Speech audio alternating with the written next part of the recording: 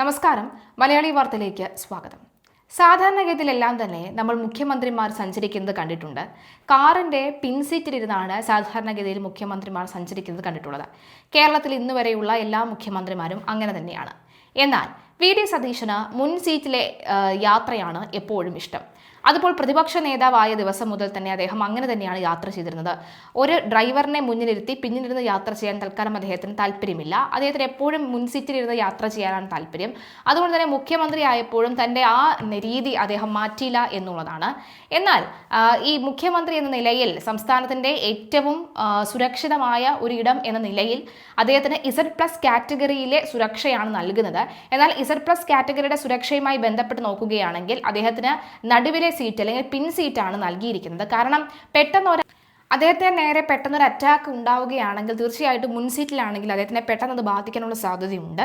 അതുമാത്രമല്ല ഒരു തോക്കുധാരി ഇപ്പോൾ ഉന്നം വെക്കുകയാണെങ്കിൽ അത് മുൻ സീറ്റിലാണെങ്കിൽ കൂടുതൽ പെട്ടെന്ന് തന്നെ അത് വിജയിക്കാനുള്ള സാധ്യതയുണ്ട്. ഉന്നം പിഴയ്ക്കാതെ പോകാനുള്ള സാധ്യതയുണ്ട്. എന്നാൽ വളരെ വേഗത്തിൽ ഓടിക്കൊണ്ടിരിക്കുന്ന കാറിൻ്റെ പിൻ സീറ്റിലാണെങ്കിൽ അത് ഉന്നം പിഴയ്ക്കാനുള്ള സാധ്യതയും കൂടുതലാണ് എന്നാണ് റിപ്പോർട്ടുകൾ സൂചിപ്പിക്കുന്നത്.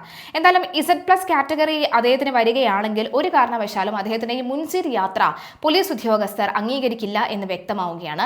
വളരെ നേരത്തെ തന്നെ അദ്ദേഹം പറഞ്ഞിട്ടുണ്ട് തനിക്ക് Z+ കാറ്റഗറി വേണ്ട എന്ന് പറഞ്ഞിരുന്നു. തനിക്ക് മുന്നിലും പിന്നിലും മറ്റ് ഔദ്യോഗിക വാഹനങ്ങളൊന്നും തന്നെ വേണ്ട, അല്ലെങ്കിൽ മറ്റ് പ്രൊട്ടക്ഷൻ വാഹനങ്ങളൊന്നും തന്നെ വേണ്ട എന്ന് അദ്ദേഹം ആദ്യമേ പറഞ്ഞിരുന്നു. എന്നാൽ മുഖ്യമന്ത്രി എന്ന നിലയിൽ കേരളത്തിൻ്റെ വളരെ പ്രധാനപ്പെട്ട ഒരു പൗരൻ എന്ന നിലയിൽ അദ്ദേഹത്തിന് തീർച്ചയായിട്ടും പ്രൊട്ടക്ഷൻ്റെ ആവശ്യമുണ്ട്. അതുകൊണ്ട് തന്നെ അദ്ദേഹത്തിന് പൈലറ്റ് വാഹനം ഒഴിവാക്കാൻ സാധിക്കുകയില്ല. മുഖ്യമന്ത്രിയുടെ പൈലറ്റ് വാഹനം കൂടിയേ തീരൂ. അതുകൊണ്ട് അത് ഒഴിവാക്കാൻ കഴിയില്ല. വേണമെങ്കിൽ തൊട്ട് പിന്നാലെയുള്ള ആംബുലൻസും മറ്റ് വാഹനങ്ങളും ഒക്കെ തന്നെ നമുക്ക് ഒഴിവാക്കാം എന്ന് പറഞ്ഞിരുന്നു. എന്തായാലും ആഭ്യന്തര വകുപ്പിന്റെ യോഗം ഇനി അടുത്തയാഴ്ച മാത്രമേ ചേരുകയുള്ളൂ. ആ ഘട്ടത്തിൽ തീരുമാനിക്കും അദ്ദേഹത്തിന് Z+ കാറ്റഗറി ആണോ ലഭിക്കുക ഉള്ളത് എന്ന്.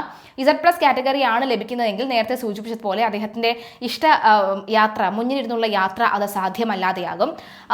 അതുമല്ല Y+ കാറ്റഗറിയോ അല്ലെങ്കിൽ Y കാറ്റഗറിയോ Z കാറ്റഗറിയോ ഒക്കെ ആണെങ്കിൽ അദ്ദേഹത്തിന് ഒരു പക്ഷേ മുന്നിലിരുന്നുള്ള യാത്ര നടത്താം എന്നുണ്ട്.